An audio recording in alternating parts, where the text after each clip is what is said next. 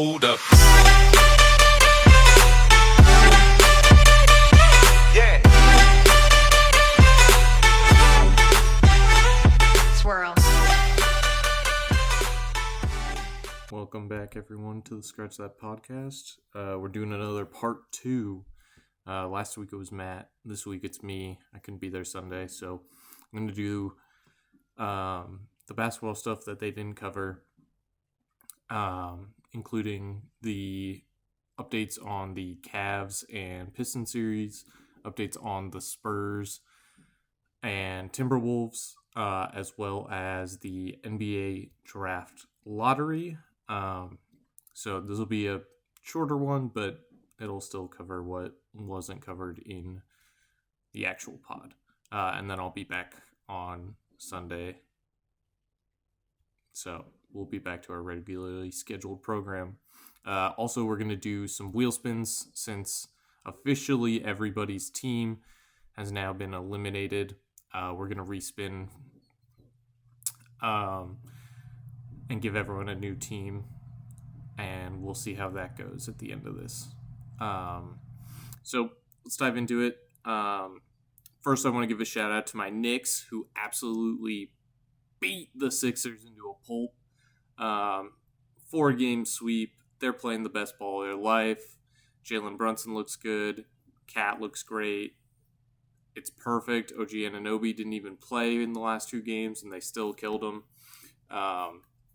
They're looking strong. I think they can go to the finals. You know, it'll be a tough game, tough series to try and beat either the Thunder or the Spurs, but I think they can do it. But let's talk about the Spurs and Timberwolves. That series is currently tied 2-2 with Game 5 happening right now. The Spurs do have a lead as of me recording this, so I anticipate the Spurs to hold on, so likely we go to Game 6, Spurs up 3-2. And then I do end up thinking that if the Spurs go up 3-2, they'll close it out. If not in Game 6, in Game 7, going back to San Antonio. Obviously, there was the Wemby ejection that happened. He did not get suspended for a game, so he is playing, which is crucial for them and for the playoffs. I do want to address that a little bit because I didn't get to react live like Matt did. Yeah, that was a crazy play from him. I just don't think that, that's necessarily representative of him. It was a dirty play, but I think he just got caught up in the heat of the moment in the game. It's a stupid foul, in a tight playoff series, right? You don't want to commit those fouls and get yourself kicked out when you're one of the more important players on your team. So for him, that was just stupid. He's young. He'll learn. He'll bounce back. And then on the Eastern Conference side, the Cavs won Game 4. So that series is tied 2-2 with the home team taking both games for each team. So going back to Detroit now for Game 5, which will be tomorrow, Wednesday the 13th. I actually think this is a really interesting series. James Harden's going to have to not disappear if the Cavs want to hold on to win this. Evan Mobley hasn't been playing great. They haven't been getting the same kind of production they had in the regular season, right? We saw them tail off at the end of the regular season as well. But I think this Detroit team is beatable.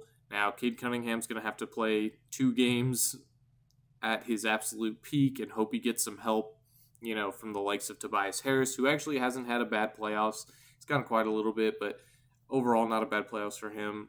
But he's going to have to find some kind of help out there if they want to hold on to win it. I will predict, I think it'll be Pistons in 7.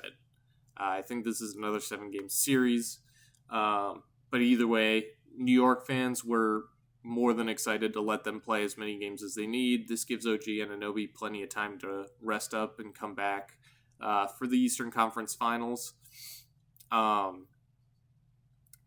yeah, I think Detroit will end up winning this. I think they'll play another grueling 7-game series, and I think they'll be dead exhausted by the time they play New York.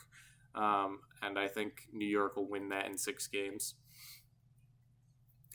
And then we did have the NBA draft lottery happen on Sunday. And, I was talking about it with my coworkers, because I'm out here in Indiana, so they're all Pacers fans. The one thing that the Pacers didn't want to happen was their pick falling outside of 4. And, of course, what ends up happening is they land at 5, which means it converts over to the Clippers. Obviously, unfortunate trade, unfortunate landing for the Pacers. Right, and that was part of that Zubac trade, what this pick was.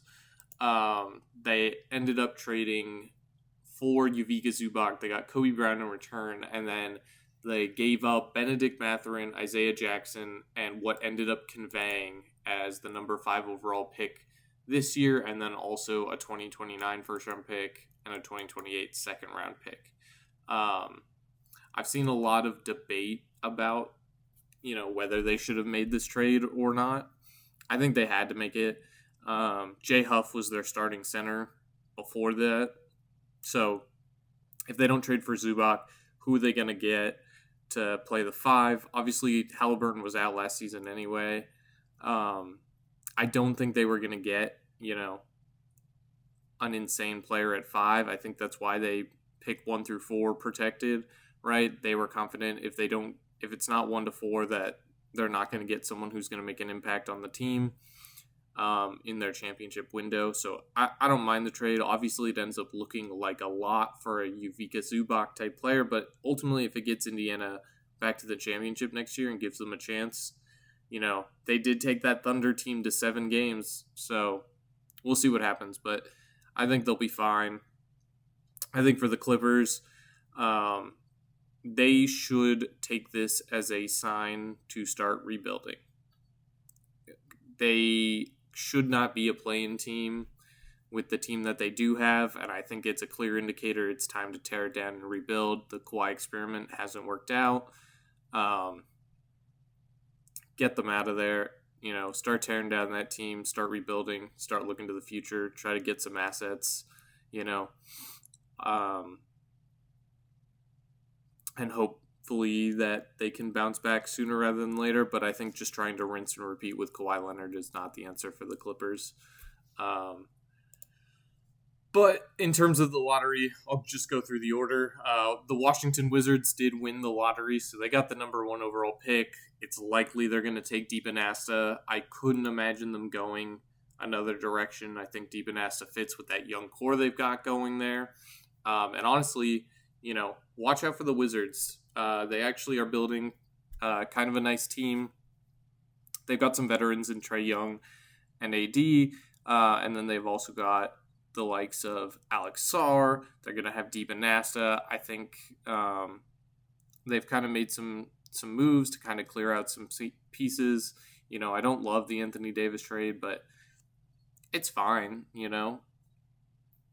I will say, I think give them like 5 years and we could be talking about a Wizards team that's actually making a run. So good for them for getting the number 1 pick. The Jazz got the number 2 pick, which is good for them considering that, they just traded a bevy of picks for Jaren Jackson Jr. And while I don't like the trade for Jaren Jackson Jr., them getting the 2nd pick overall does help their kind of rebuild.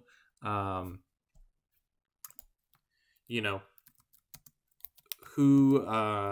do we think that they'll take?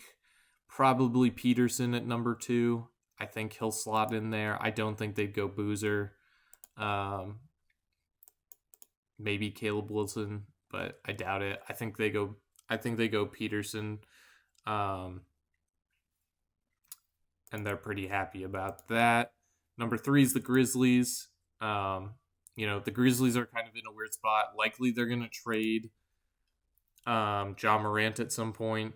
So they're kind of tearing down. So honestly, best available. Take Cam Boozer. Be happy about it. Start your rebuild. Chicago Bulls, great. Just don't draft another Patrick Williams. And thankfully, this is a draft where it's almost unfuck upable. And I say almost because they are the Chicago Bulls and they are led by one of the bigger morons in the NBA. But, this draft is pretty much as easy as it's going to get. All they have to do is sit there. Whoever gets taken 1, 2, and 3, draft the other dude of the consensus top 4. Likely it'll be Caleb Wilson. And I think that's fine. I think that's good for the Bulls. They just need some talent in Chicago after getting fleeced on both Kobe White and Vucevic. I think they should get rid of Simons. I think he doesn't fit with the long-term core of that roster, so get him out of there. Obviously, we talked about the Clippers at 5. Nets have the 6th pick. Kings have the 7th pick.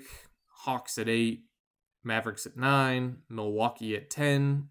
Golden State is at 11. And annoyingly, for anyone who's not a Thunder fan, the Thunder do have a top 12 pick. Now, this was from the Clippers, from that Shai Gilgeous trade. So, those are still paying dividends for the Thunder, obviously. The Heat are at 13, and the Hornets are at 14. This draft is fairly loaded towards the top. After the top 4, right, you have Darius Adcoff Jr., you have Kingston Flemings, you have Mikal Brown, Keaton Wagler. I think you're pretty happy about ending up in the lottery for this. As you get lower, you've like Braden Burries, Thomas Howe. But this is a fairly loaded draft for teams at the top. Like, I'd say the top 10 is probably where you want to be at. So we'll see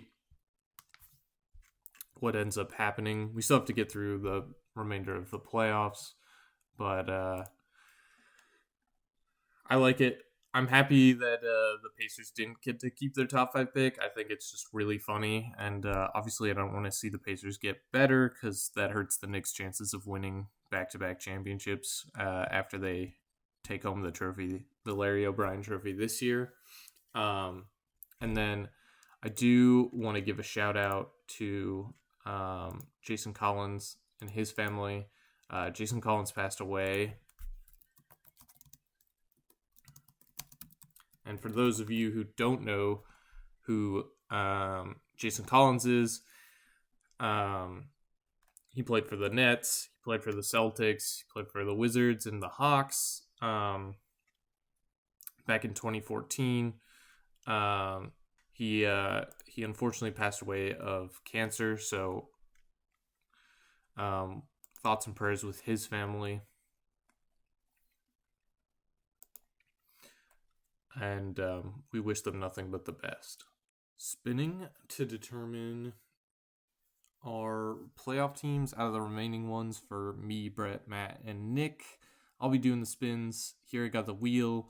We got the Knicks, we got the Thunder, we got the Spurs, we got the Cavs, we got the Pistons, and we got the Timberwolves. I think we'll start with Nick. So first spin will be for Nick. Round and round, wheel goes. Where it stops, no one knows.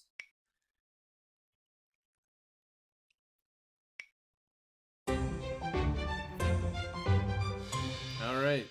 Congrats to Nick. Nick is now a Detroit Pistons fan. So I'll be letting Nick know he's a Pistons fan. Let's go on to Brett.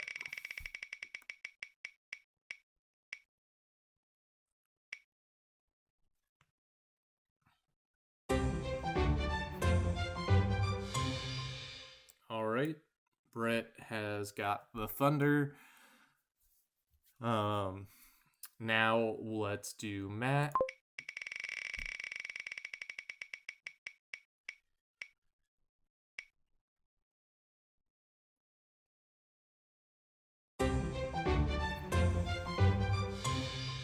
Congrats, Matt. You got the Spurs.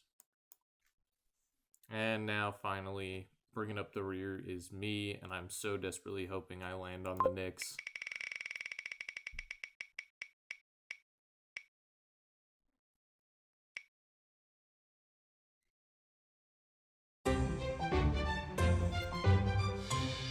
Well, fuck. I'm a Timberwolves fan now, apparently, so that kind of sucks.